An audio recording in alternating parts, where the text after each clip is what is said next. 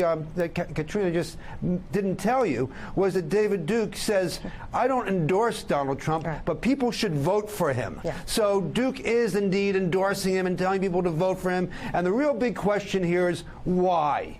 If you're Donald Trump, why would a KKK, white supremacist guy, want people to vote for you? That's the question that Donald Trump needs to be asked. Well, the question is also being asked. A lot of attention has been placed on his candidacy, Donald Trump, in the media. Now you have reports saying, listen, what about his supporters? What are we learning about his supporters, the new people truly that he is, to his point, bringing into the fold?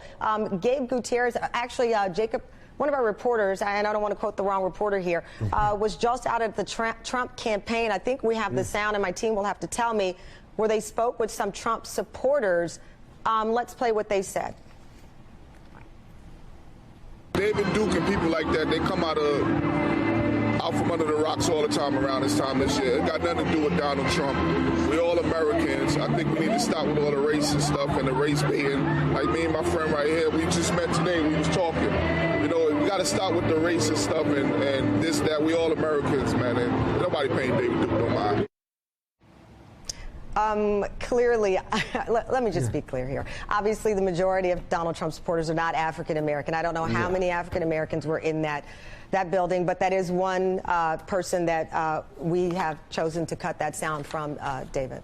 Well, yeah, but listen, Donald Trump has been bashing undocumented immigrants from the very get-go. He's called for a ban on Muslims. He is riling up all forms of bigotry and hatred and, you know, preying on people's frustration and anger, some of it justified.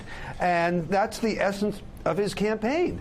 And so when David Duke and others get out there, the fringy people, and he had Confederate types working for him and supporting him in South Carolina, that's not a surprise. They are responding to his exploitation of hate and bigotry. Especially when you look at social media and his choice to retweet certain quotes, you know, and certain people. The conversation can go on and on. But nevertheless, we'll hear more from the candidates. We'll hear more from Senator Rubio. David, thank you so much for joining us.